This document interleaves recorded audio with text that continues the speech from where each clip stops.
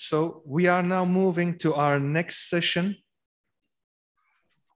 Please welcome Mr. Professor Dr. Gabriel Bezinski from National University of San Martin, Argentina.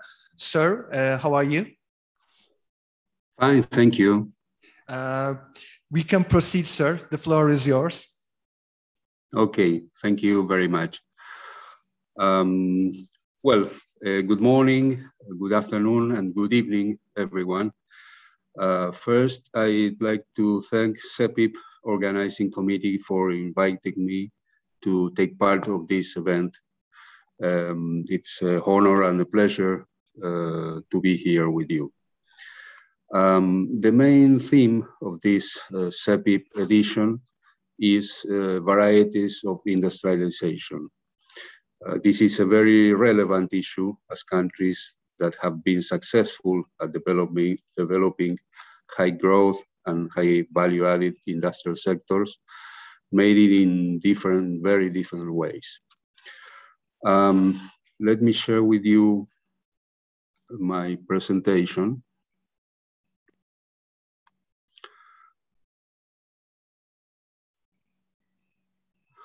Okay.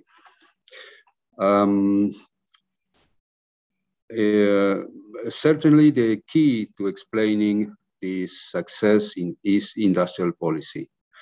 That is not simply a tool to generate or enhance growth of industrial sector as a whole or some industrial sectors, but a strategy to promote development through a structural transformation of the economy and society. And here is where political economy comes in. I consider it a first order determinant for the possibility that make the different national experiences succeed or fail.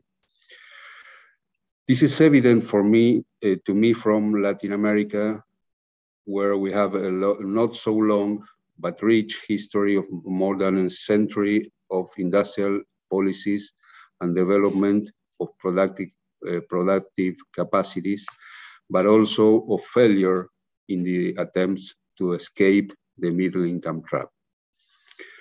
I will present to you the case of Argentina, the second largest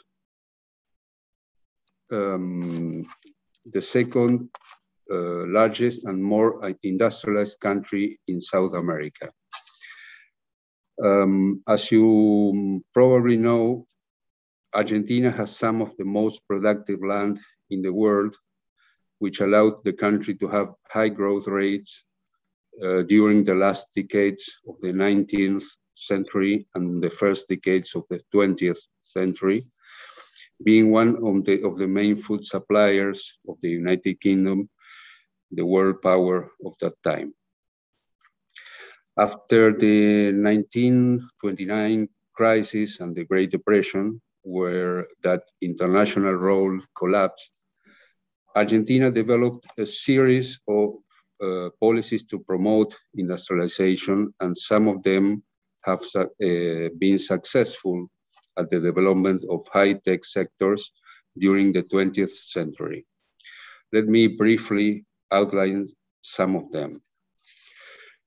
In 1950, Argentina created the National Atomic Energy Commission, which launched the Argentine nuclear plan, which in principle was primarily oriented to energy generation, but then diversified into other areas, such as medical applications. The Balseiro Institute was created in 1955 to train high-level professionals in the area. Over the years, the Commission built 3 nuclear power plants that currently supply about 10% of the national power system and developed innovative projects such as the construction of a low-power reactor, the CAREM-25, that was highlighted as one of the most interesting of its kind worldwide by the US Department of Energy, and the reactor for the generation of radioisotopes for the treatment of these different types of cancer, which would allow the country to capture 30% of the world market. Many of the professionals trained at the Instituto Balseiro joined INVAP, a state-owned company that, based on the experience in the nuclear sector, develops complex technological systems, which in recent years and decades have sold nuclear reactors to countries such as Australia and the Netherlands, competing with the world's largest producers, as well as high-performance radars for civilian and military uses, has manufactured the two communication and the two Earth observation satellites that the country has launched in recent years, being the only one firm in Latin America with the capacity to generate complete satellites projects. And many of those professionals also created small technology companies that are now suppliers of that complex technological system. Something similar happened with the aircraft industry. In 1927, the Argentine government created the military aircraft factory, the first in Latin America, and in 1931, designed and manufactured the first national aircraft.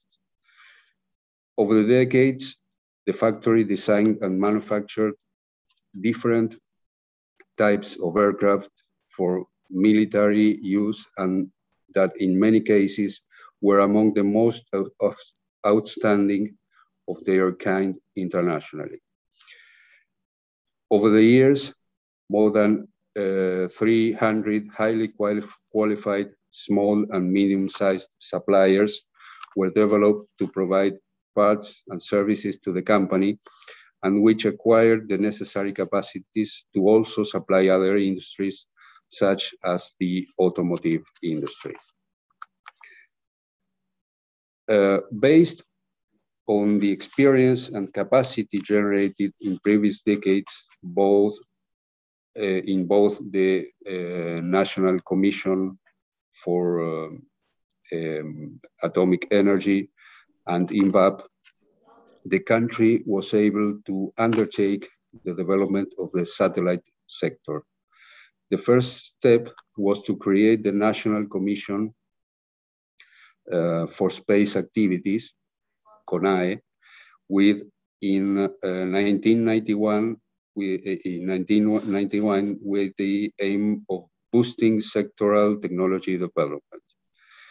3 years later, the National Space Plan was approved, which since then allowed 5 Earth, oceanographic, and climate observation satellites to be developed and launched into space in cooperation with space agencies of Brazil, Italy, the United States, Canada, and France.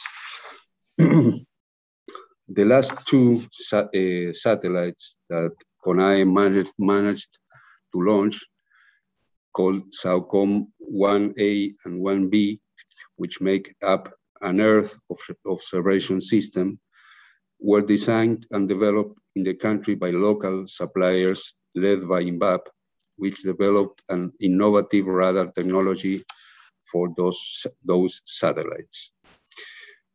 In 2006, with the aim of developing the satellite telecommunications sector, the government created the Argentine Satellite Solution Company, ARSAT, which commissioned INVAP to design and develop 2 telecommunication satellites, ARSAT-1, which was launched in 2014, and ARSAT-2, which was launched in 2015. The ARSAT-3 satellite is currently under development. With these satellites, ARSAT provides telecommunication services not only to companies, public agencies and individuals in Argentina, but also in other Latin American countries.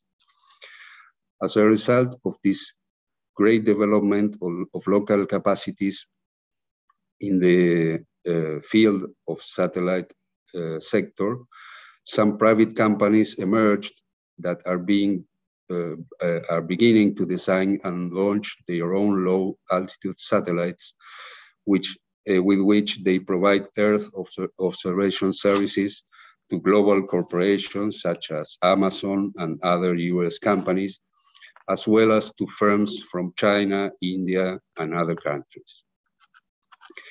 If we look at it from a sectoral point of view, this story seems quite similar to that of a country like South Korea, for instance, which in recent decades successfully developed those same sectors.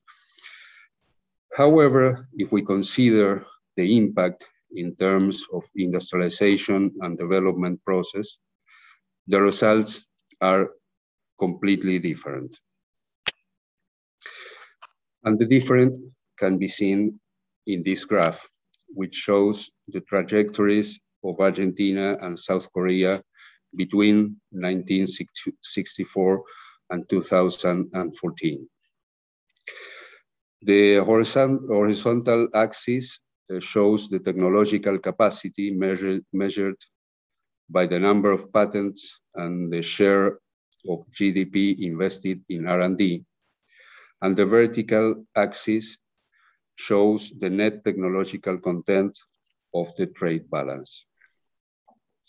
We can see that while both countries started from a quite similar points in the mid-60s and had quite similar trajectories until the mid-70s, from that moment, they had completely different trajectories.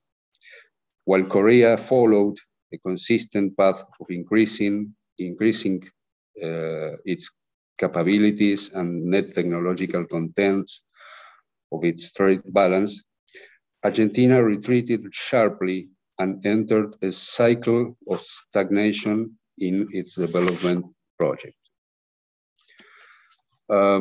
After 1976, the coup d'etat in Argentina launched a neoliberal period which involved the complete opening up of the economy in conjunction with a strong domestic currency appreciation that produced an avalanche of imported industrialized goods, drastically increased the technological content deficit and destroyed technological capacities.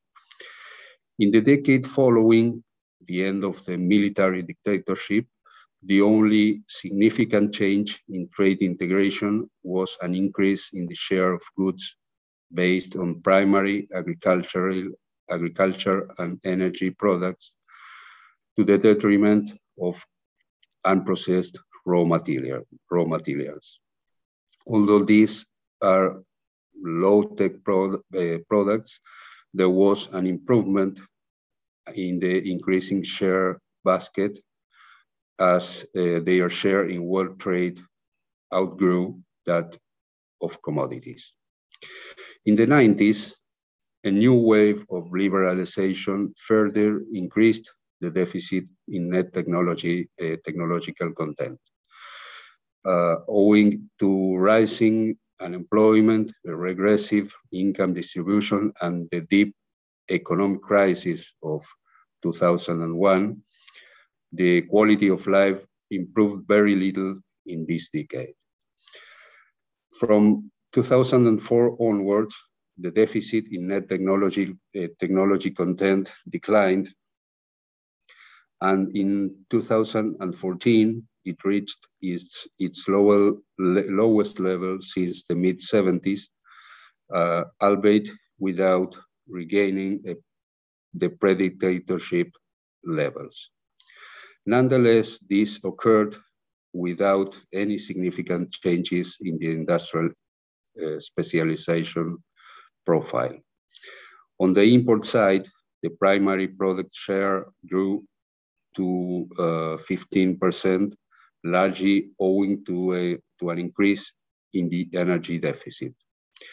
Technological capacities improved rapidly thanks to the growth of public investment in science and technology, and the country's HDI also rose, driven by economic growth and improved income distribution.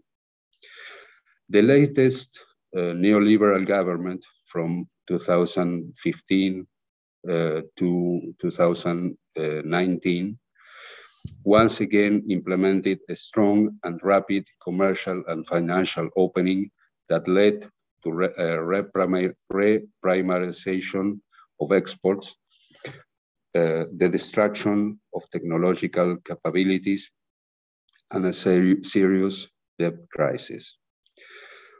Although neither the nuclear plan nor the national space plan were completely abandoned, on several occasions they were temporarily defunded, delayed, or stopped.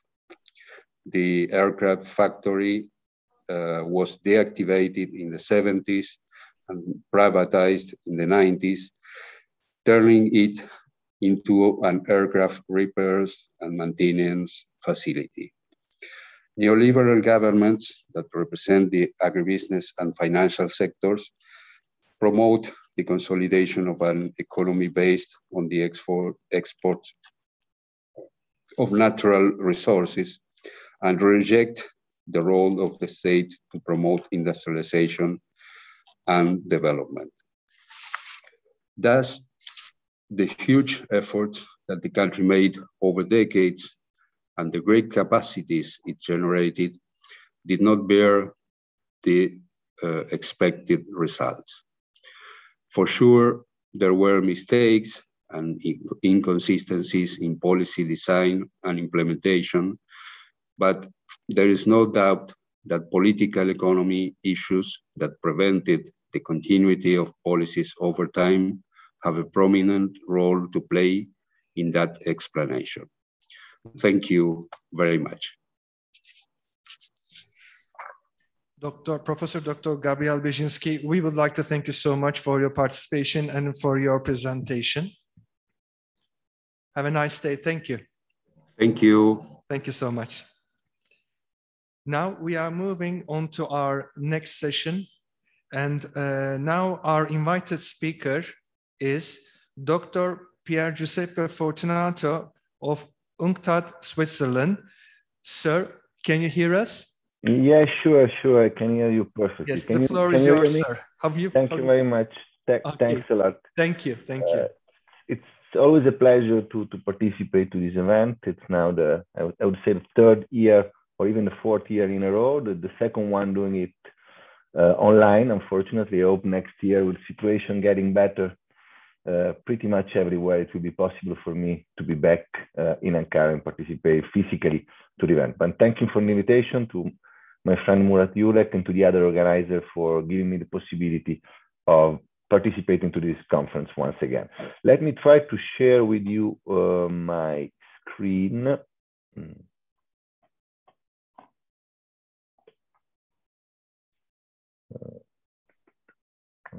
Trying to find the right, it's problematic, just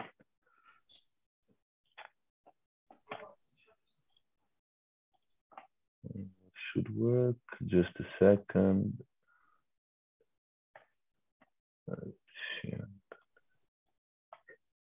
Okay, here it is. Okay, I hope can you see that you can see the screen now? And if there is some technical problems, just let me know. So what I'm gonna do, perfect. So what I'm gonna do this year is just presenting you briefly the result of our Trade and Development Report 2021, which is entitled From Recovery to Resilience, the Development Dimension, which has been recently, a few weeks ago, released. And it's a particularly an important year for us because it's a year that marks the 40th anniversary of the Trade and Development Report, The first edition, in fact, was launched back in 1981.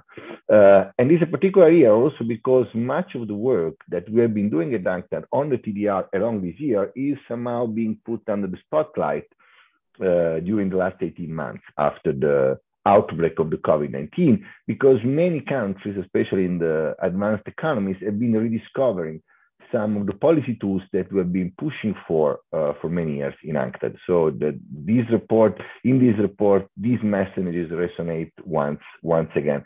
This is just a part of the TDR, what I'm presenting, because the second part will be launched actually in 10 days, on the 26th of October, because the second part of the TDR will be more on climate adaptation and resilience, and we decided to launch it just right before the COP26 of Glasgow to feed in that debate. What we do in this trade and development report, well, the idea is taking stock of what has been happening in the last 18 months. The TDR was launched early September, exactly 18 months after the declaration of COVID-19 as a world pandemic done by WHO on March 11, 2020. And try to basically address three questions. What have we learned from the pandemic? As ever in the history, big shocks are useful in a sense because reveal information, important information. The second is what is the outlook for the next 18 months? And then what we need to do to build back better. Build back better is one of the expression which is very much used by policymakers around, starting from the G20, by the G8, and then moving around. But what does it mean building back better? And according to us, building back better, as we will see in a moment, probably means do not repeat the same mistakes the international community has done after the global financial crisis of 2007, 2008. So what have we learned? That's the first question. And we think that we have learned mostly two things. The first one is that the world was remarkably unprepared for this shock.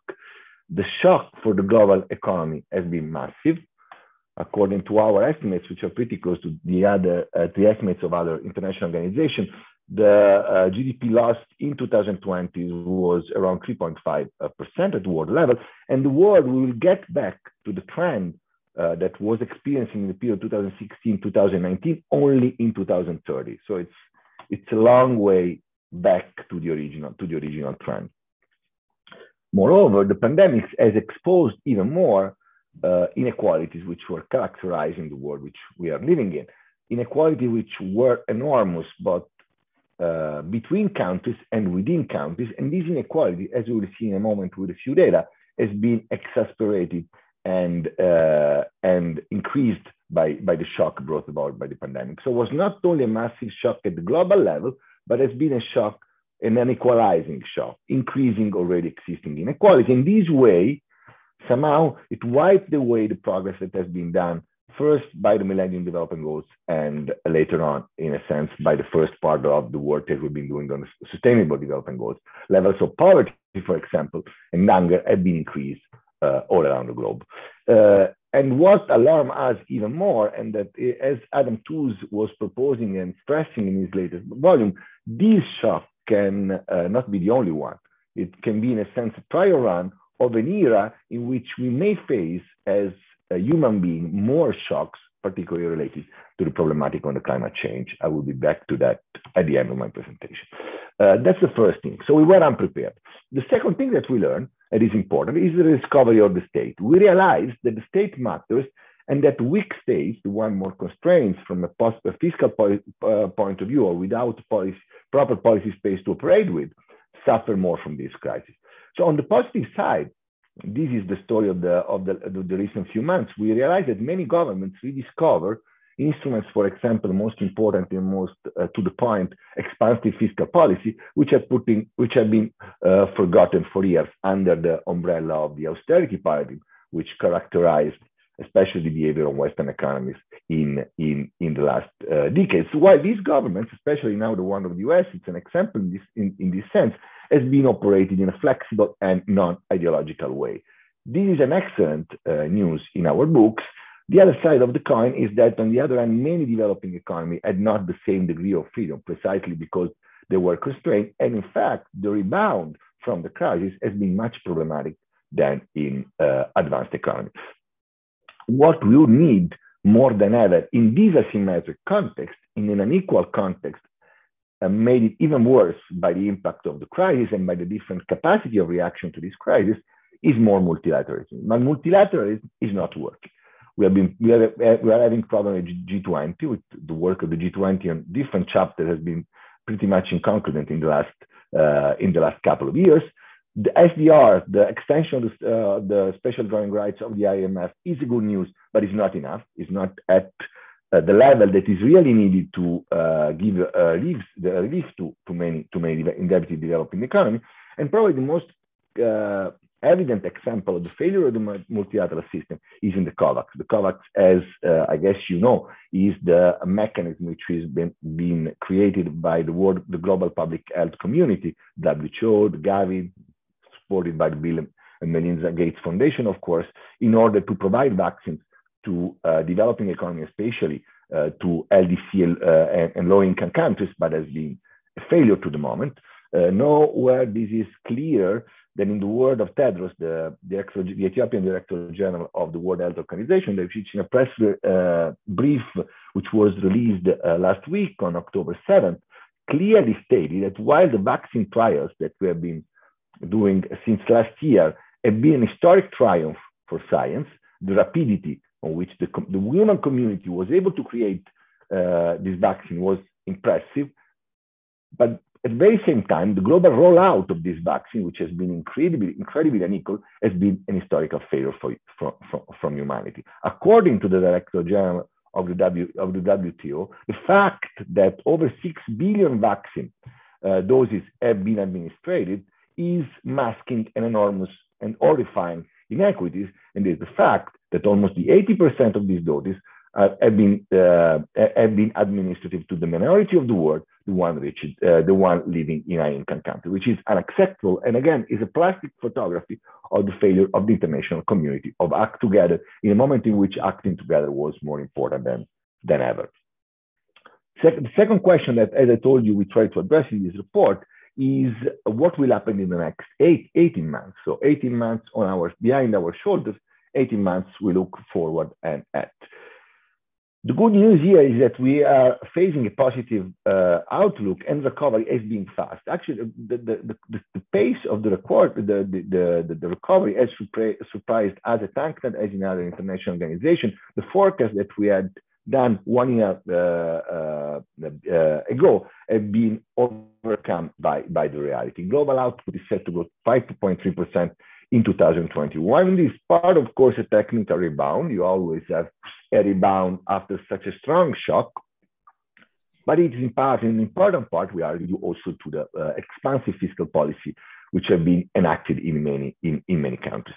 And trade will grow even more, and almost at double. We are estimating a growth rate of the international trade flows in 2021 equal almost to 10%, 9.5%. The other good news, as I was stressing before, is that countries are embracing what we define an eclectic policy agenda, an agenda distant from the ideology which has been dominated and ruled in the last couple of decades. We are observing and finally assisting to a very much welcome. There's something that TDR, again, has been pushing forward year after year, a more explicit coordination between monetary and fiscal policy, and this especially in advanced economy, as I was saying you before. And industrial policy, which is extremely important, is finally back at the center of the debate. And this is no more clearer than in the work of the Biden administration and the explicit proposal using industrial policy to affect the changing in the structure of the economy of that country. So industrial policy is finally officially put at the center of the debate. So that's for the positive side, but we have a couple of worrisome, in a sense, caveats. The first one is what I was mentioning you before. There is a recovery, there is a fast recovery, but as the shock has been asymmetric, also the recovery in the very same way is an uneven recovery.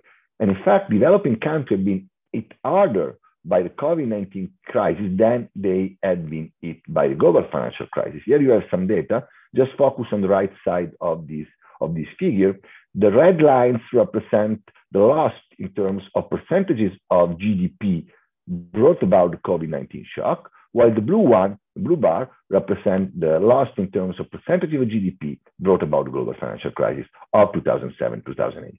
And here we are comparing what happened in different areas of the world. As you can see, when we look at the developed country, the COVID-19 crisis was very much comparable to the global financial crisis. And the same holds for China, for example. But when we look at other developing countries, and in particular South Asia, Southeast Asia, and Latin America and Africa, what we observe here is that the shock brought about by the COVID-19 is much, much bigger, 3 or 4 times bigger than one brought about by the global financial crisis. The only exception here in Latin America, why Latin America did not suffer that much, at least not as other developing region, is not a good news either, is because developing America was coming out a decade which was an horrible decade, so there was not that much to lose in that continent from this point of view. So a very asymmetric crisis, an asymmetric crisis between, as I told you before, developing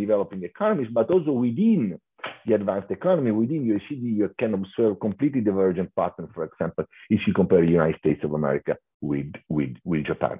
And this uneven impact is not only across countries, but also within countries.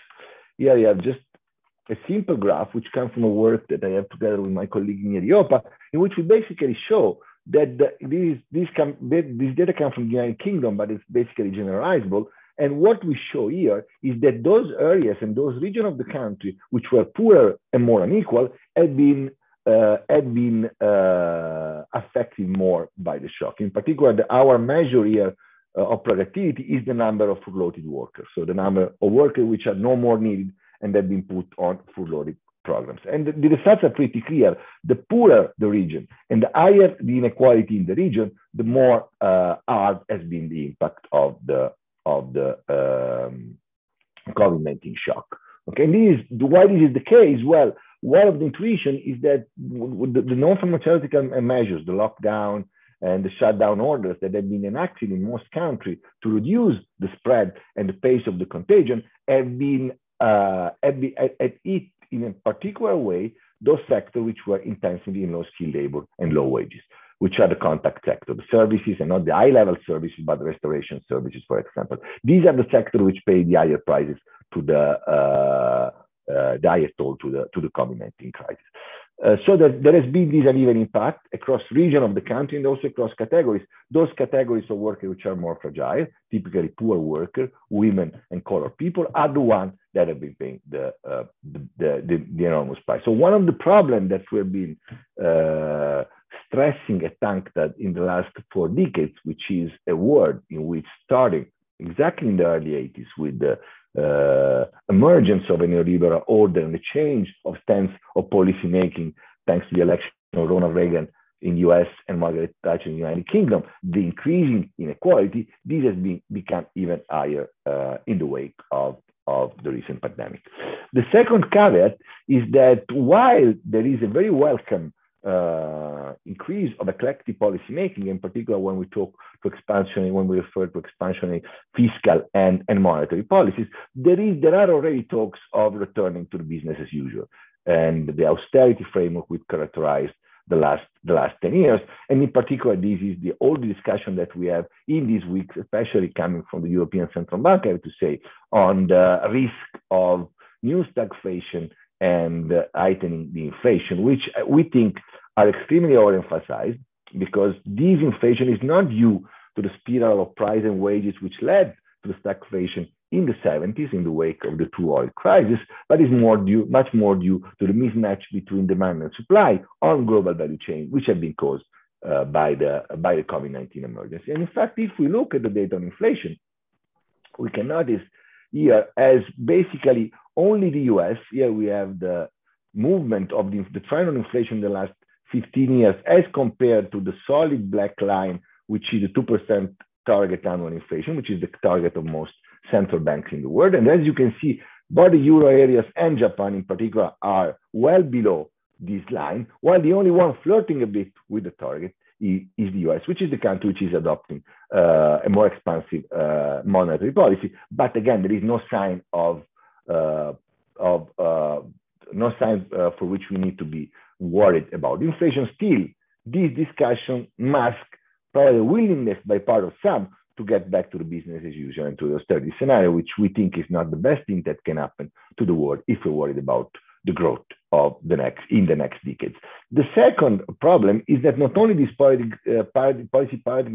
new policy paradigm in a sense is unstable, inherently unstable in advanced economy, but it's also relatively selfish. For many developing countries, as I was telling you before, there has been no possibility of enacting the same kind of policy packages enacting in advanced world, and this is the case because they are still very constrained from a fiscal and an economic point of view. One of the measure of these level of constraints on their fiscal space and the fact that the fiscal space is increasing for them is looking at the extra primary outlays per capita with respect to 2020, in 2020 with respect to 2019. That is how much each of these states has been spending more, has been increasing its primary deficit with respect to the year before in order to respond to the emergency brought about the COVID-19 crisis. Here, the developed countries are the red dots, while the developing countries are the blue dots. And as you can see, even if the level of general debts, here we are basically looking at the correlation between the net debt as a share of GDP on the vertical axis with the extra primary outlays per capita on the horizontal one. And even if the level of debt are higher in developing countries on average, but relatively comparable, the primary outlays have been much higher in developed countries. This is an evidence that advanced economy had the possibility to react and to respond to the crisis brought about by the COVID-19 in the most effective and decisive way. So this is another preoccupation. Now, so what we need to do, what we propose. And again, we think that two are the chapters in terms of policy which are of primary importance to be taken under consideration. The first one is to try to harness financial resources to favor an exit from the COVID-19 crisis as effective as it has been in advanced countries in developing economies, and later on harness the financial resources also to favor and to foster mitigation and adaptation to climate change, and overall, at the end of the day, to feed in the fulfillment of these sustainable development goals and the 2030 agenda that we set to ourselves. What we need to do for this? Well, again, we will never stop to repeat that. We need to re-regulate the financial sector globally because the level of volatility on the financial market is still extremely high. As we can see here, especially portfolio investment along the last 4 or 5 years have been extremely volatile, affecting all the developing region, especially Asia here, and America seems to be the more affected. The second thing is the debt relief initiative. Debt relief, which it per se is not enough. We need to go in the direction of debt cancellation. In a sense, we have been lucky during this crisis. We were really worried about strong debt crisis for many developing countries. This has not been the case for a certain reflux of capital in developing economies, accompanied by the increasing prices of the commodities along the last 6 months. For sure, as I was mentioning before, the very welcome initiative of extending the use of special drawing rights from the IMF has helped. But if we don't solve the problem structurally, this will be just like kicking the can down the road. The debt crisis is looming unless we intervene in a systemic way to solve the problem of countries which are overburdened with debt. And here are my last slides. I think I'm concluding my 20 minutes. So what we need to do beyond the next 18 months. As I was saying, and that's the main message of this report, in a sense, there are signs of change of policy stance, which are welcome. And again, the Biden administration has been leading the road, but even the EU with the next EU generation plan is doing something in this direction. We're trying to respond to inequality, the increase on corporate taxation to 25% in the US.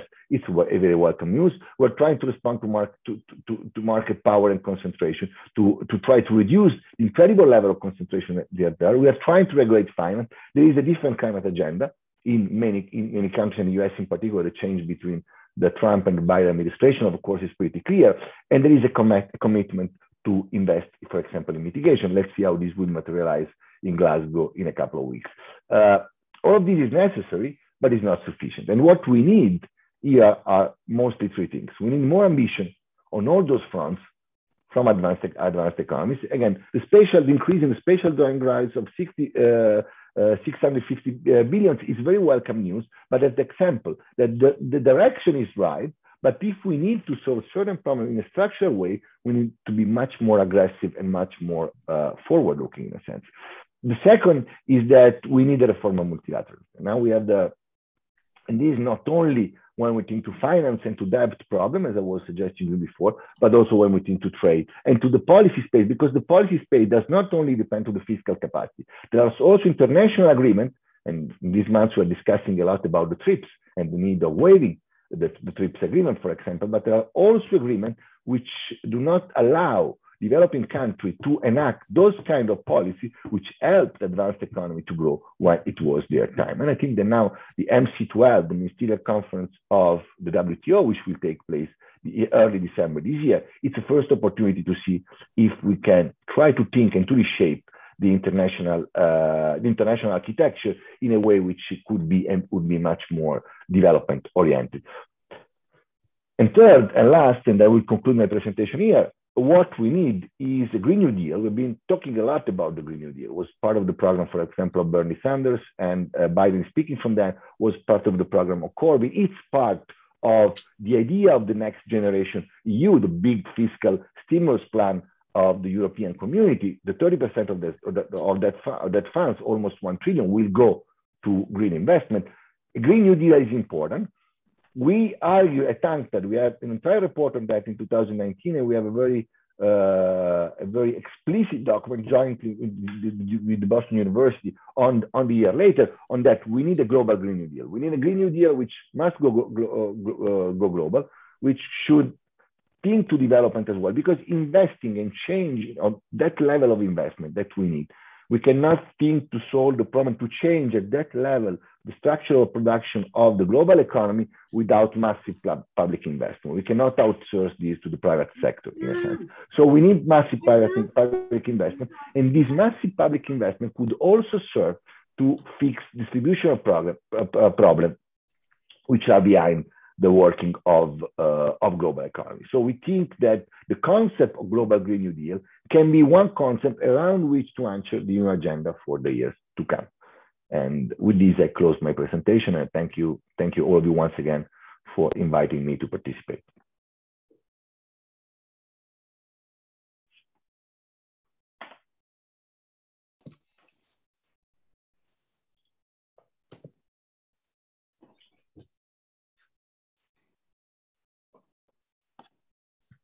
For continuing with our new panel session, and the title of the session is Industrial Development in Asia.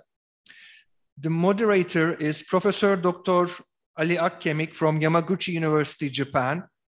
Our speakers are Professor Dr. Murat Yülek, Rector of OSTİM Technical University, Professor Dr. Mustafa Ardud from Marmara University, Professor Dr. Toru Yanagihara from Takushoku University, Japan, and Professor Dr. Erinç Yeldan, Kadir Has University.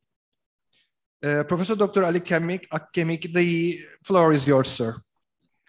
Thank you very much. I'm back again.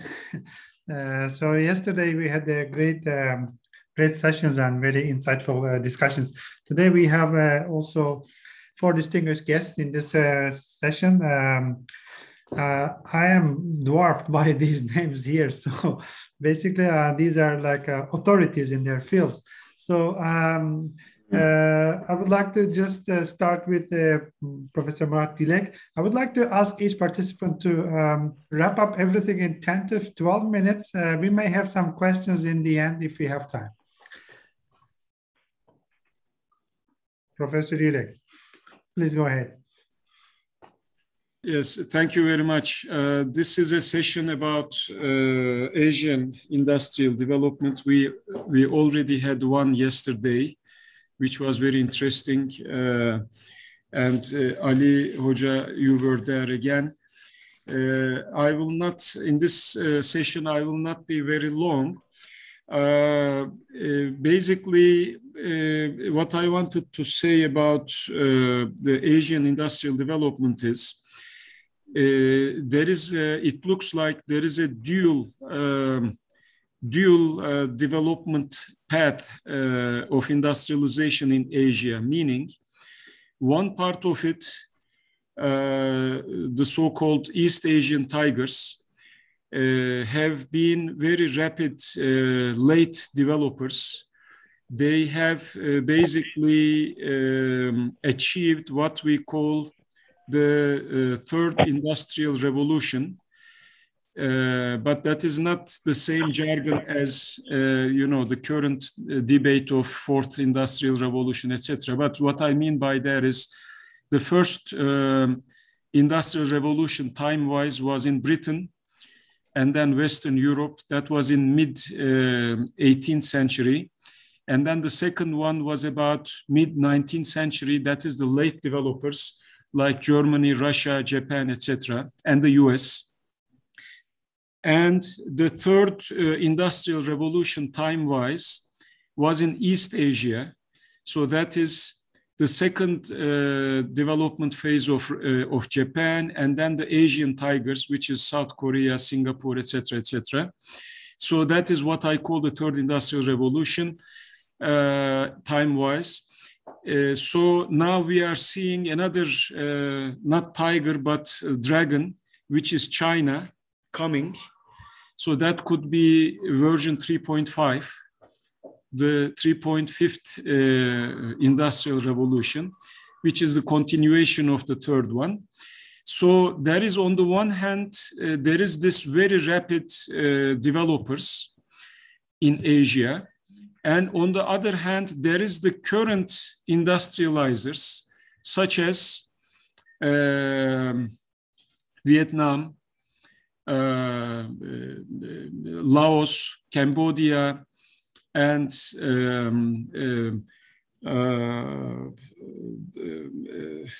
let's say countries like Bangladesh, etc. I don't want to say India because India is considered as a premature deindustrializer, so that is out of sight. But a good example is Bangladesh, the last country I mentioned, because Bangladesh in the last 10-15 years has been developing using the textile sector. It is recording very high growth rates between 5 and 10% regularly. And that rise is based on textile. So that's why last year or the year before, we published a research from which I wanted to show you, if you allow me, a chart that may help us understand this thing. If you give me 1 second, please, I'll try to put that article on.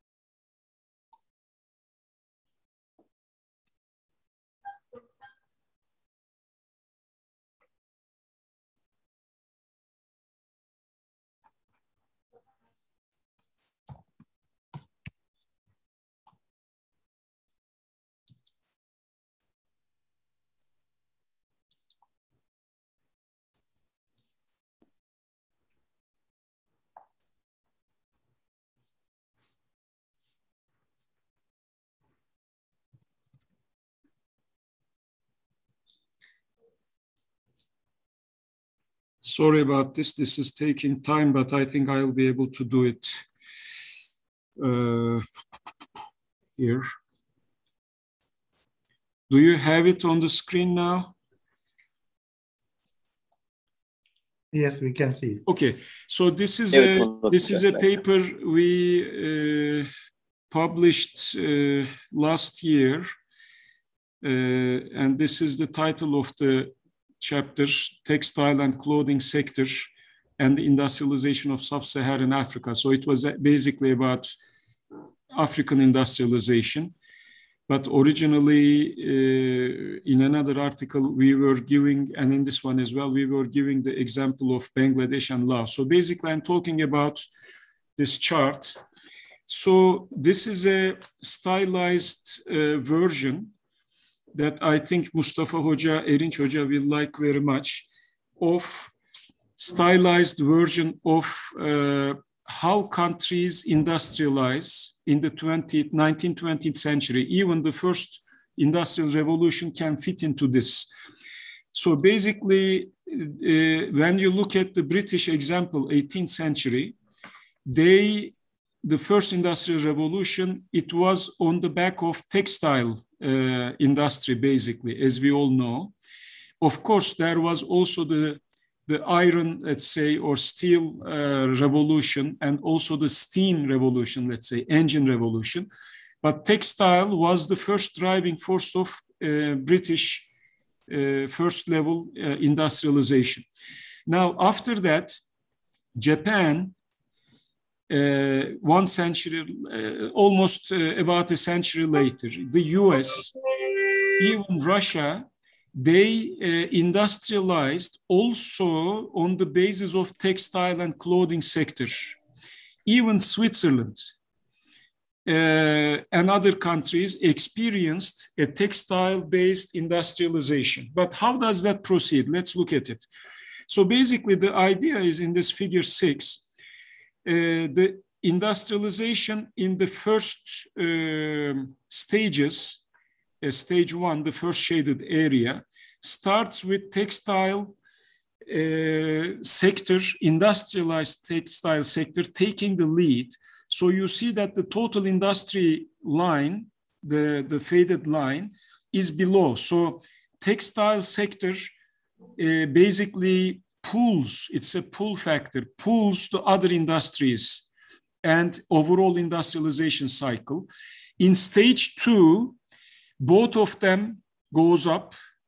As you see, total industry also picks up. And then a certain time comes within stage 2 that the textile industry matures because without branding, etc., the technological maturity leads to a slowdown of the textile and clothing industrialization. However, the other industrial, overall industry, takes up further, and then even it surpasses, the pace surpasses the textile. And then textile in the stage 3 matures completely. In stage 4, it may fall down, like in England. England was the cradle of textile-based industrialization, but right now there is no textile industry in Britain. In Japan, it is the same thing. In Korea, it is the same thing. So it may fall down, or like in the case of Germany, the textile industrialization may find for itself a new way of redefining itself. So it may go follow the upper path, the dashed line path in stage 4A. However, if the country is successful in spreading out the industrialization efforts to non-textile sectors, then in stage 3, the other sectors will pick up, such as, for example, in the case of Japan, again, Korea or Switzerland.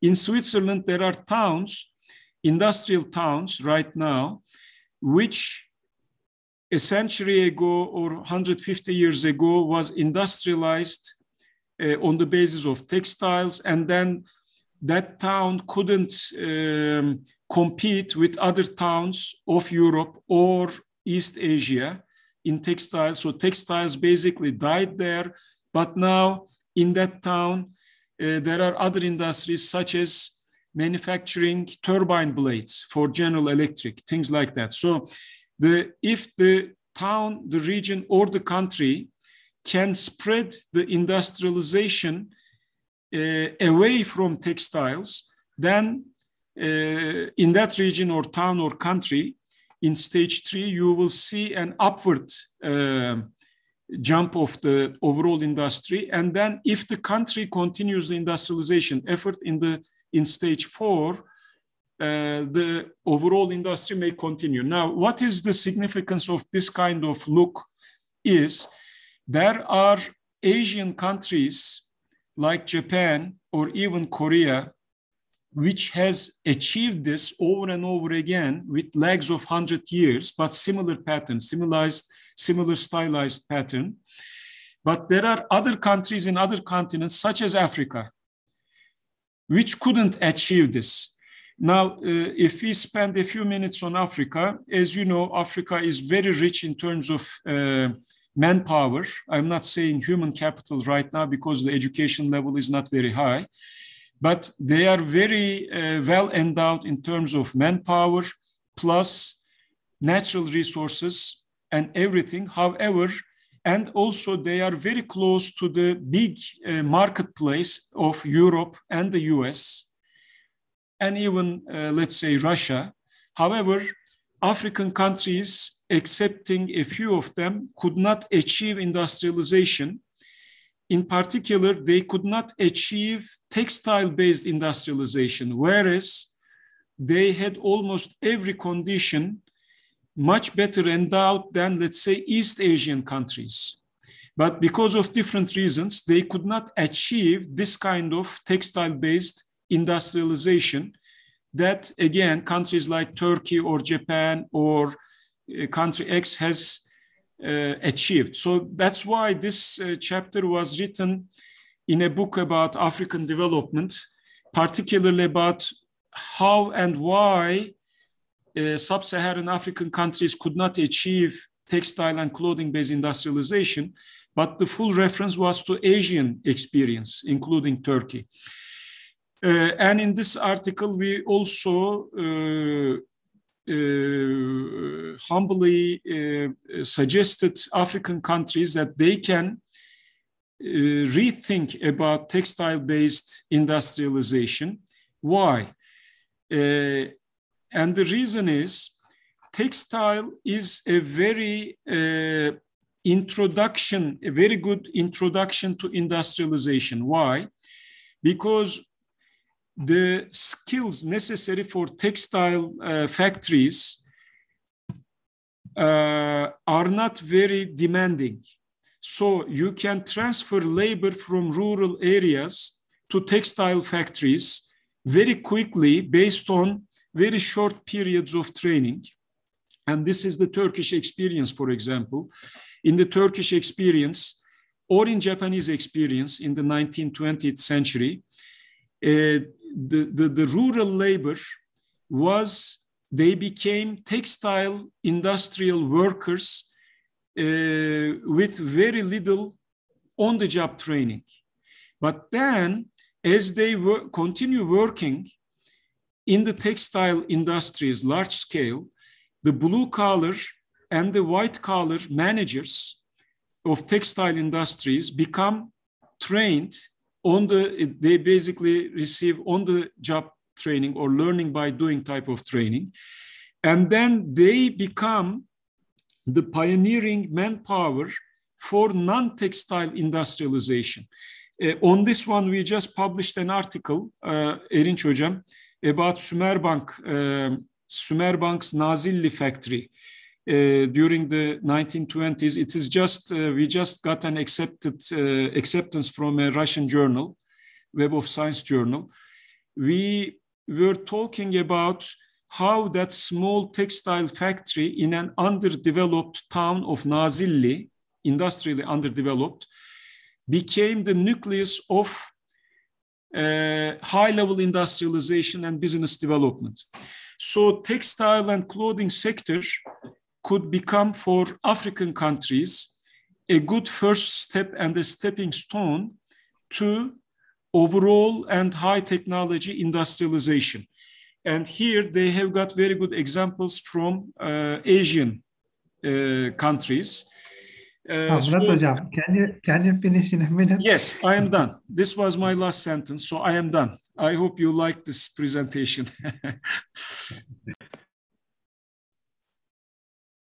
So this was an interdisciplinary presentation, African and Asian.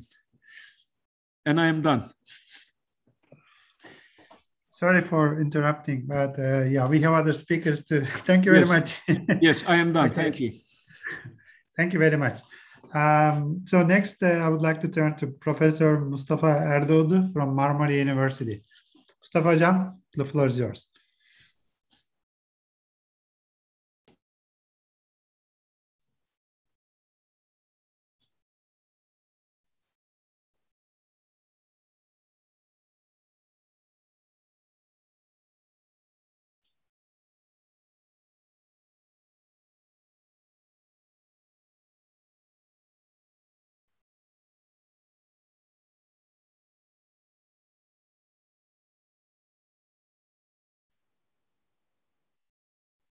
Hocam sesiniz.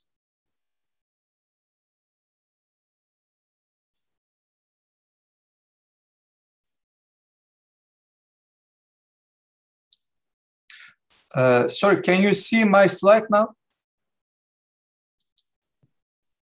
Yeah, we see it fine. Ah, that's good.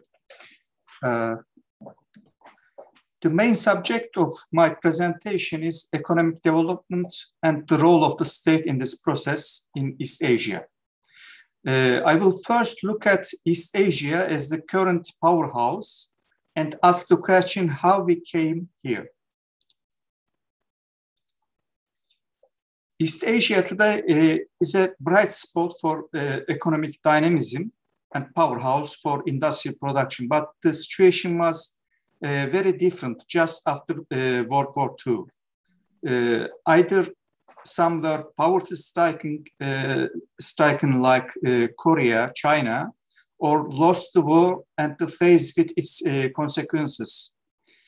Japan was an imperial power before the World War II, with Taiwan and Korea were its colonies. The only good thing for Korea and Taiwan was that they could be independent after the war. The main difference between Japan was that it had accumulated knowledge and experience that couldn't be destroyed by the war.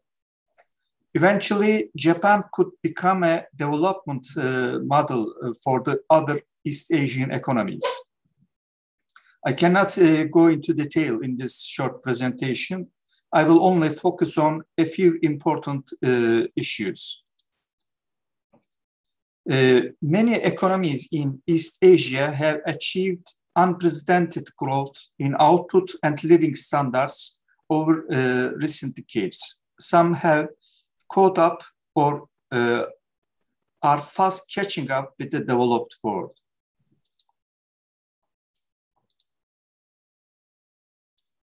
At present, probably the most notable country in East Asia in terms of its technological and scientific achievement is Japan, which is particularly known for its electronics and automobile products. And recently, more on robots. Today, the South Korean economy is the world leader in consumer electronics, mobile broadband, and smartphones. Its LCD TV global market share has increased from 27% in 2007 to 37% in 2009. South Korean economy ranks #1 in the 2015 ICT Growth Index and the 2015 Bloomberg Innovation Index in the world.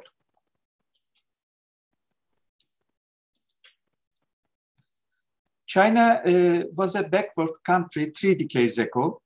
In recent years, it became major contributors to science and technology. It is approaching the world technology frontier.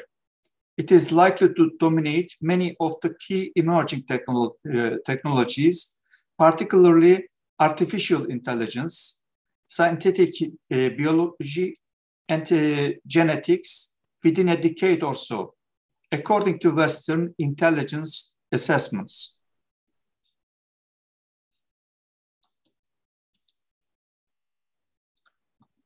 According to Pentagon's former software chief, Nicholas Kalin, who has resigned from his position less than a month ago, China has won the artificial intelligence battle with the United States and is heading towards global dominance.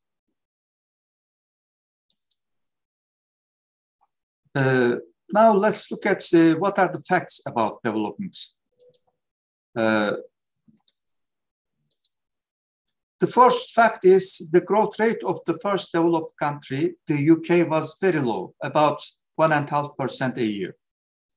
Second fact, there are few economies that manage to succeed in developed economy status since World War II. The third fact is most of the economies managed to become developed after World War II are from East Asia. Fourth fact is each of the economies that are now called as developed grew on average faster than their predecessors. For a 30-year approximate yearly average, Japan, South Korea, Taiwan, and China grew 6, 7, 8, 7, 10% respectively. The highest was China. Now, let me ask two connected questions.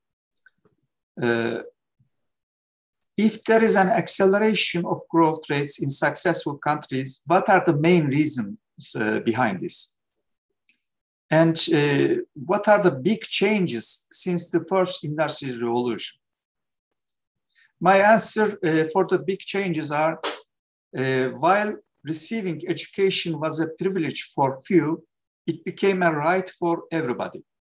So workforce became more productive and knowledge could accumulate rapidly. Second answer is, while the state's share in the economy had less than 10% before the first industrial revolution, it reached or surpassed on average 30% all over the world.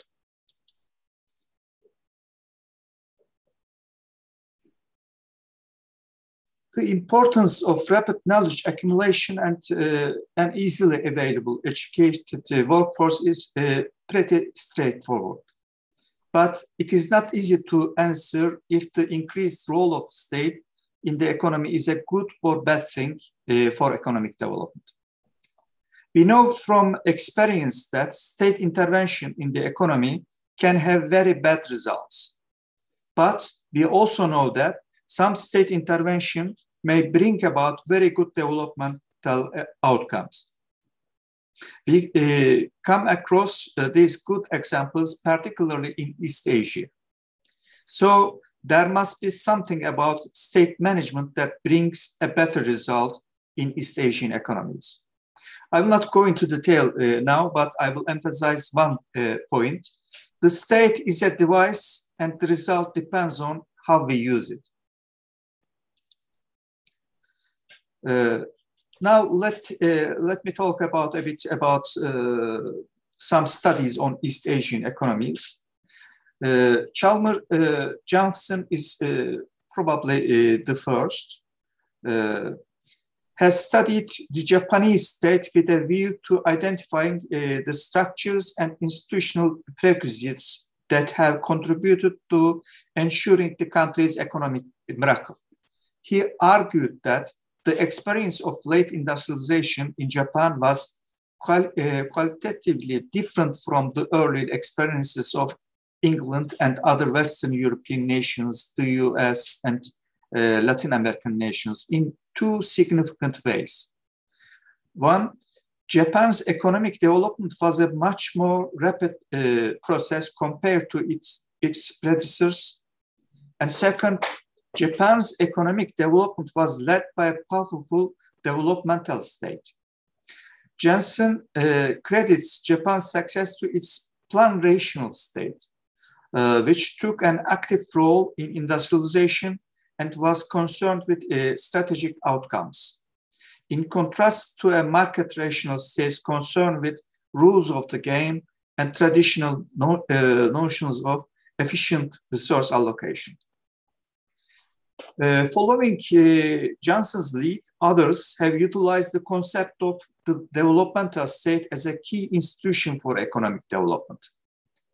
They challenged prevailing orthodoxy about the reasons for East Asian success, that it wasn't the result of free markets, but of state intervention and industrial policy. These scholars argued that the developmental state governs the market, as in South Korea and Taiwan, often distorts market signals, as in Korea and other East Asian newly industrializing countries, attains rapid economic development through learning, and invest human and material resources toward economic development. What these studies shared in common with the institutional approach was that they focused on institutions as key to understand certain social phenomena. Scholars have documented in detail that one of the main reasons behind rapid economic transformation of Japan, South Korea, Taiwan, and more recently China has been the well-directed proactive intervention of the state in the industry. These high-performing economies did not, for the most part, rely on free trade during the period of their rapid growth. Instead, the success of these economies was based on effective intervention of developmental states in these countries. The beneficial role of state interventions in the East Asian context has been so obvious that even the World Bank, one of the prominent advocates of the market fundamentalist neoliberal view, was obliged to admit this by releasing a book named The East Asian Miracle in 1993. Developmental states achieve their goals not by taking on the tasks of development themselves, but shaping the capabilities of society and the market to do so. There was a focus on the institutions that enabled these nations to attain such rapid growth. Every developing country has the potential to grow dynamically and avoid the middle income trap. However, that can only happen if the government plays an appropriate facilitating role in a market economy by supporting the development of industries connected to the country's latent comparative advantages. This quotation is from one of the World Bank chief economists, Lin. What I mean is there needs to be a strong push for a new industry to emerge and prosper. Government policies can influence the entire system of determinants, either in the direction of undermining or enhancing comparative advantage. To conclude, the pace of industrial transformation can be accelerated by well-directed industrial policy. The East Asian developmental states actively promoted certain industries with potential long-run comparative advantage through and beyond the infant industry stage, gradually exposing them to the international competition.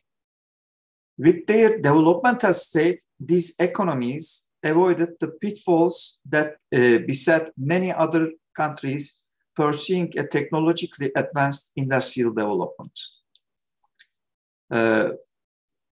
This is the end.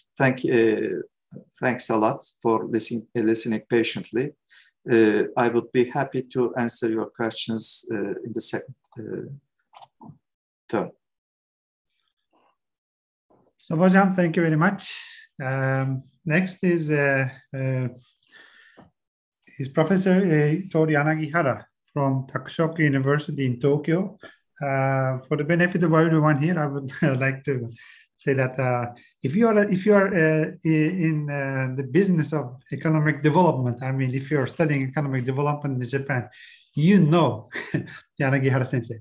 So he's very very popular, and he is very well-known developmental economist in Japan. Yanagihara Sensei, the floor is yours. Thank you very much for the kind introduction.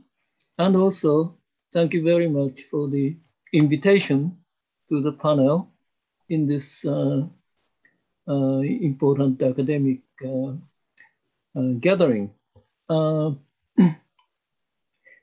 I am impressed with the very substantive presentations by the two preceding speakers. And I was not sure what I'm expected to talk about. So I sort of prepared a checklist of things I would be able to talk about, but obviously I wouldn't have time to do so. Let me share my checklist of a sort. Mustafa Hocam, bu şeyi kapatabilir misiniz? I tried, but I couldn't manage. Yeah, maybe I'll go ahead and try override the existing slide. I hope I'll be able to do that. Did it work or not quite? It's okay. So you see my Word file? Well, yes, it would be better if you can maximize it. Okay, this is fine. Okay, I will. Okay, so anyway, first of all, let me see. I'm sorry. As I said, this is nothing more than a checklist, okay? And first of all, when we speak about industry, there are two perspectives. Ever since the time of Industrial Revolution. And one school of thought pay attention to composition or level or composition of productive activities, which is classified into industry sector, so to speak. And here so far, the discussion in this panel has been very much focused on manufacturing. Okay? But in terms of statistical convention, industry category tends to include other activities. And it could be broader, it could be narrower. But I suppose here our discussion interest is pretty much focused on manufacturing. Then another view, the alternative view, is looking at the characteristics of how economic activities are organized. Okay? And I tend to believe when we speak of industry, we have in mind corporate type of economic organization with sort of formal planning and management structure attached. And so from this perspective, industries would not be limited to any particular areas of production, right? Agriculture could be organized as industry, services are organized as industry. So the question is, of course, these two viewpoints are not in conflict, okay? They are just two different ways of understanding economic activities, okay? But I personally would like to see this second perspective more emphasized, increasingly so, okay? since traditional sort of classifications of manufacturing, agriculture, services as separate productive activities are increasingly less useful. Okay, so depending on your viewpoint on how you see industry, your conception of industrial development will be different. And so far in this panel, the first perspective has been dominantly featured. Okay? But here again, I tend to believe paying more attention to the second perspective, modes of corporate planning and management, could provide useful insight, understanding and insight. Okay? And Asia as a geographical area. I said geographical, but in a sense, it's not pure geography, since we tend to put Japan and original nearest 4 here, including Korea, Taiwan, Hong Kong, and Singapore. And then original ASEAN 4 plus ASEAN newcomers. Okay. Again, they are geographically close to each other, but in a sense, ASEAN 4 share certain common economic features. VLCM share certain common economic features, although here, Vietnam is distinctly different from the remaining 3. China makes a class on its own, so does India, and other South Asia, Bangladesh included. And I do not know, when you speak of Asia, how far to the west Asia extends. Okay. Well, maybe you are not paying attention to this since you belong to Europe, but now the third round of World Cup regional preliminaries are going on.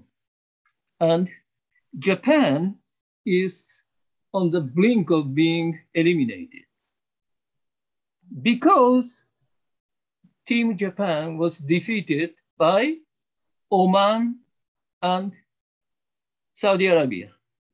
Okay, so far as World Football Confederation goes, large chunk of Middle East is part of Asia, right? But here we talk about economics. So maybe we do not, there's not much point in extending Western Asia that far. But how far in Southwest Asia, Afghanistan? And now this is not deliberate, but I fail to mention Central Asia. And Central Asia, by definition, must be part of Asia. But in terms of economics or economic relations, are they, okay? And some of you might know that Central Asian countries and some countries, former Soviet Union, have dual membership. They are members of Asian Development Bank, while at the same time, they are member of European Bank for EBRD. What does R stand for? EBRD. Reconstruction? I don't know. Okay? European Reconstruction Bank. and Development. Thank you very much. Okay? And speaking of dual membership, Mongolia also has dual membership. It's a member of Asian Development Bank and the EBRD. So anyway, that's the proof that you can be Asia and Europe at the same time, if you so decide and if you so accept it. Okay, and now we have a habit of speaking of regions as a unit of observation and analysis, be it may East Asia, be it may Southeast Asia. And in terms of description and analysis, intra and inter-regional industrial transactions are of interest, and sources and diffusion of industrial innovations. Here, I'm sorry, I should have mentioned this first, okay? When we take region as a unit of observation and analysis, we do not necessarily see region as group of countries, okay? Region is a region. And you can speak of region including number of national territories, but also you can speak of meaningful economic region within each and every country, okay? So when you speak of intra and inter-regional, you sort of disregard national borders, okay? And I tend to believe this perspective would be very meaningful, very increasingly more useful and beneficial in our understanding of what's actually happening. And sources and diffusion of industry innovations. Here, I tend to believe paying more attention to the perspective number 2 on industry, okay? Corporate planning and management. And pay more attention to what corporations are doing as well as what corporations are planning to do. And in order to implement whatever plans they formulate, what sort of management systems are they establishing and evolving. Industrial policies and strategies. Policies, C, yes. When you speak of policies, you speak of government, but not necessarily, not only central government. Increasingly, local government are more interesting, more important.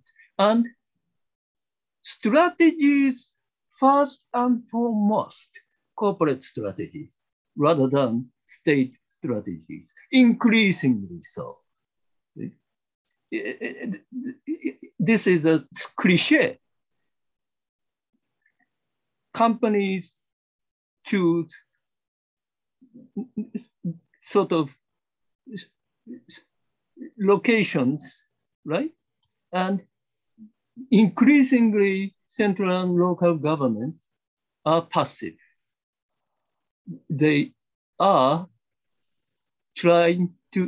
competing so that corporations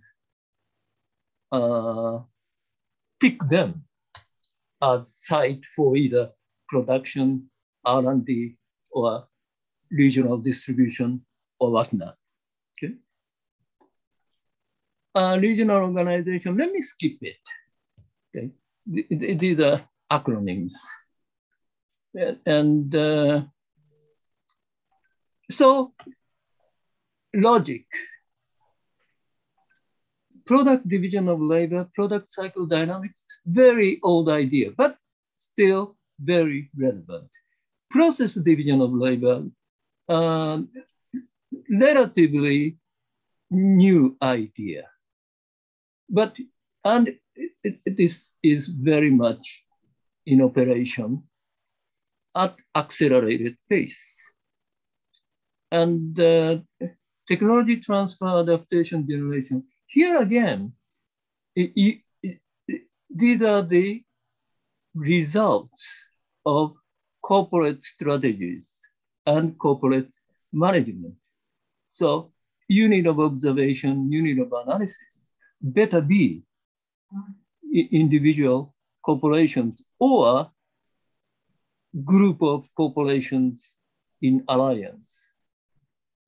Forward and backward linkage is very old idea. And unfortunately, initially when this was formulated, it was associated with input-output table. So it was limited in that sense. But now you have to be much more dynamic in your conception of forward-backward linkages, capturing the process of technological development as well. Okay? Economies of agglomeration. This is the core of sort of region as a meaningful economic unit. Okay, let me be very quick. The mention has been already made of recent trends. And in relatively speaking, this is the observation, China, India, Bangladesh, and VLCM. High growth rate. China's growth rate has been decelerating, but still it's sort of high still. Okay? And I already mentioned product process division of labor. Final point, servicification of manufacturing. Okay? And let me just give you two references. One is ADB publication. Okay. And second is World Bank publication. And this second one happens to be focusing on Turkey in terms of the policy challenge meeting this increasing trend of servicification of manufacturing.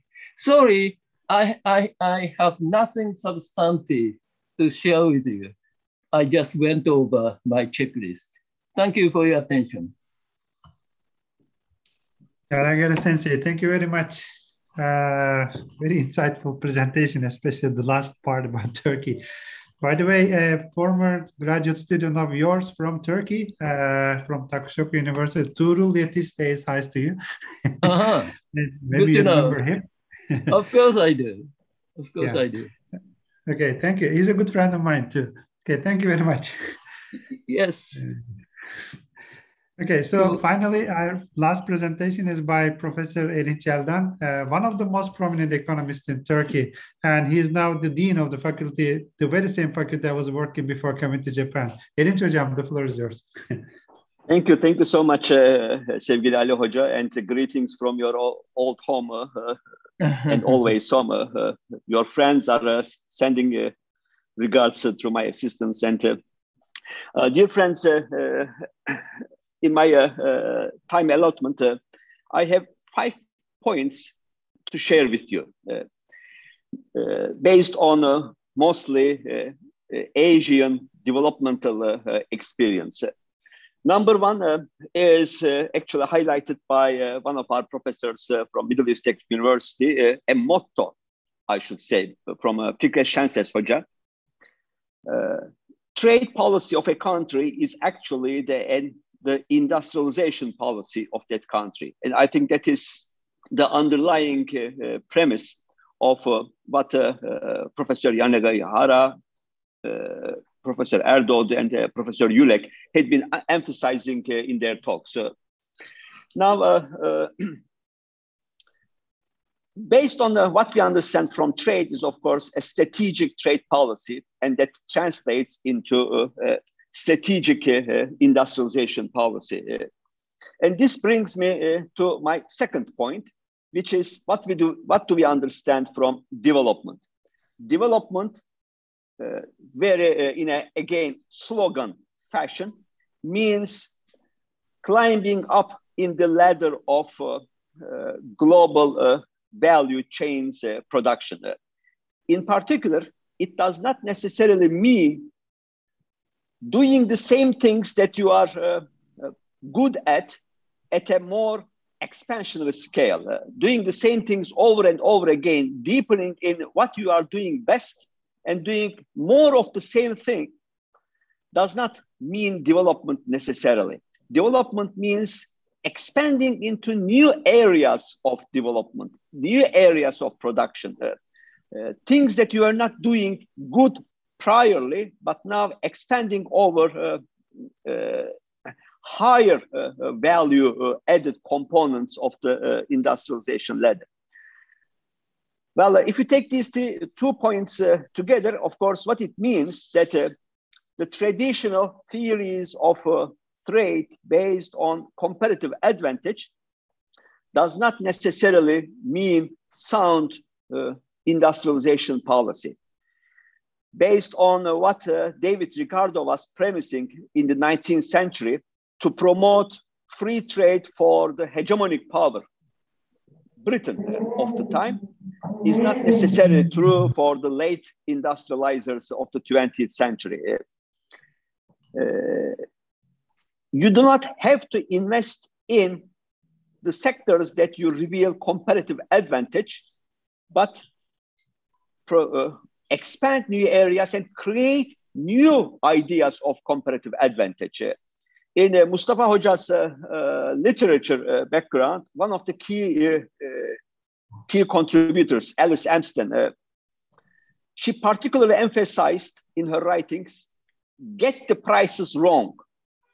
In contrast to the famous dictum of the 1980s, get the prices right. It's get the institutions right, get the strategies right, get the wages right. No, get the prices wrong, pick up the winners. And of course, this is a lot of stochastic process. There is a lot of stochasticity, a lot of chance factor, we admit, but this is true for all types of miracles. The fact that the Industrial Revolution happened in a poorly educated, poorly resource endowed, poor in everything, but rich in law, litigation, and property rights country in England is not something hard to understand. Of course, these ideas hit, and that's my third point, the reality of our global trade system, which we know by writings of, again, Ha-Joon Chang, Alice Amsden, my colleagues over here, Toru Yu in particular, and also literature by UNCTAD and UNDP, colleagues at the UN, is that the world trade and the world volume of global value-added production is driven by somewhat 2,000 biggest transnational corporations. Trade in ideas and designs rather than trade in final goods is the rule of the day. And these designs are typically in New York, in Silicon Valley, in Habsburg, in Rome, and the production is carried out elsewhere. Two-way trade is the norm rather than specializing in cloth versus wine. The story is latent. So how do we change, or how do we fit into this structure with indigenous strategic trade policy components against the realm of the transnational corporations, which is administering 2/3 of the global volume of trade? What should be done? East Asia provides a viable answer, if not the answer, one of the most prominent viable experiences. And it is production based on productivity gains driven by state-owned economic enterprises in China or large state corporations in cooperation with the big conglomerates as in Korea and Thailand. I am, of course, caricaturizing or dramatizing a little bit, but trying to pick up the underlying themes. In China, for example, David Coates writes that state-owned economic enterprises are the basis of growth under stability rather than growth under speculative finance, using funds into well-organized, well-planned strategic areas rather than hit and trial and miss speculative institutions. Financing of investments could have been made in risky areas was possible because the returns were in the long run guaranteed and economics of scale could have been utilized. In just in the words of Yanagira a minute ago, these all involve changes in the modes of corporate planning and management. My last point, today countries of Asia, in particular China, and perhaps to a lesser extent in India, are pressured for middle income consumer-led growth, that consumer durables should be the driving factor for the next decades or so. No, the answer is definitely refuted by their own experience. And that's what China seems to be resisting now. What is needed is not more and more consumer durables developing into consumerism-led growth patterns, but I should say a better mode of life based on clean air, clean water, better education, quality education, mass education, quality and mass healthcare.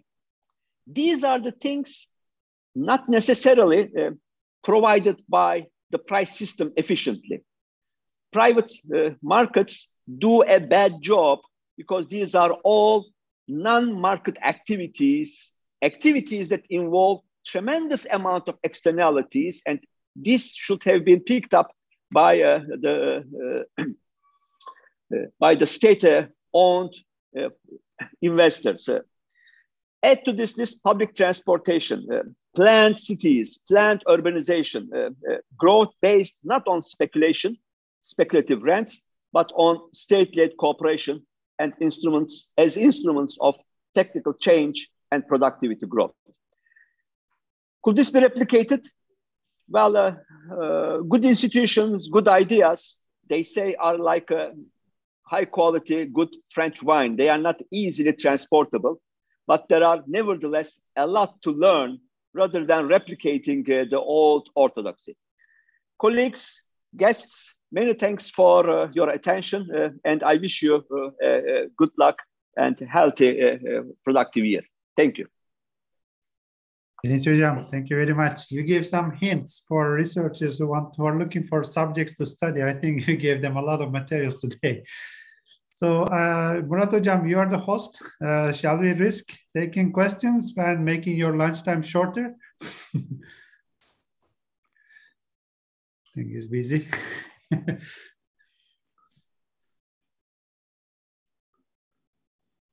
Is there anyone that would like to ask a question to our participants?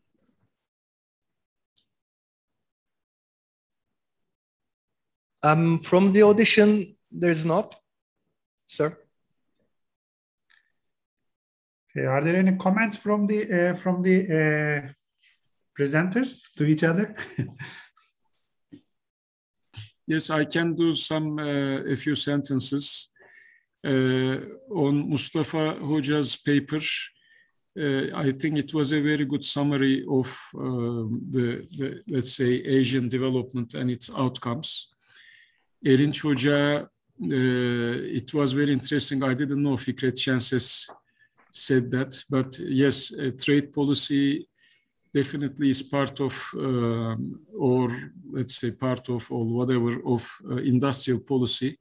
And one good example to that real world example is during the Japanese development in the 1950s, the Ministry of the MITI, the famous MITI, which Chalmers Johnson was alluding to as well, it was the Ministry of Industry and International Trade under one roof.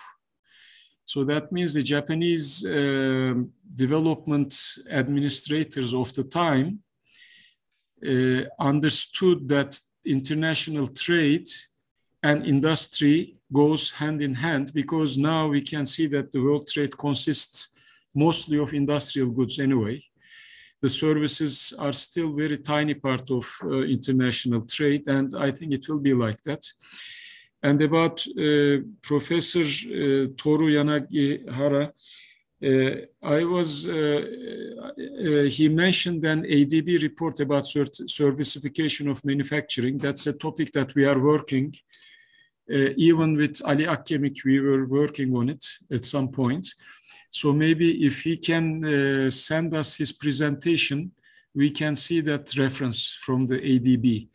The servicification of manufacturing, I think, is a very important topic now. And the way we are handling it, especially in my book, How Nations Succeed, that Ali Hoca likes very much, I was giving the example of, there is the big debate of whether, for example, software is part of manufacturing or industry.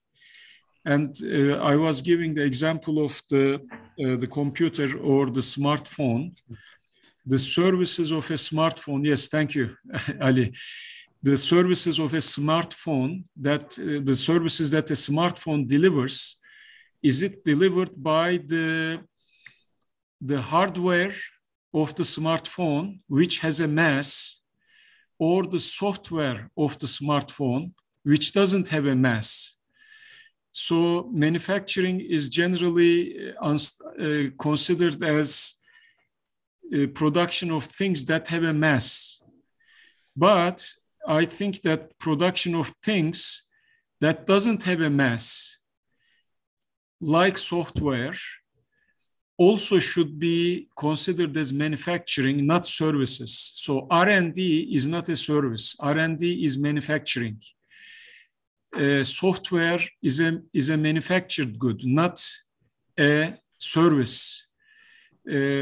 Manufacturing a software program is not like producing haircut services or education or hotel services. It's a different type of service. So that we were thinking about those things, and I made some presentation in Geneva, some in UNCTAD actually 2 years ago, and the topic was manufacturing of services.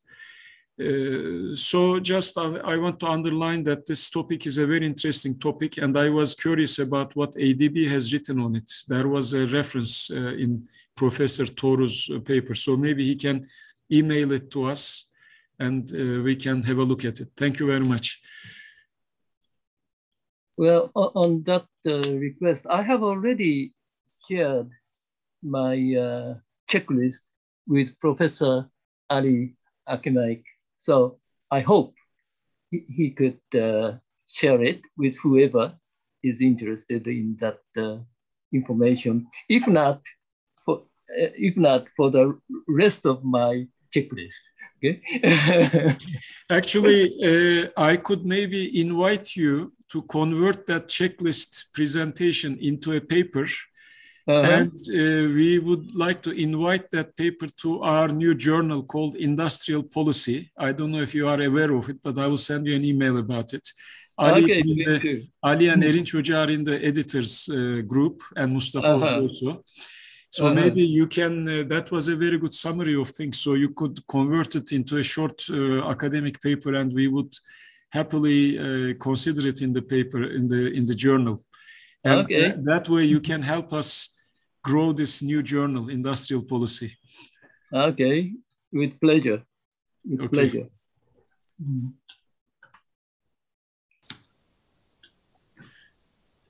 Okay, so much so good for the commercials. And are there any more comments?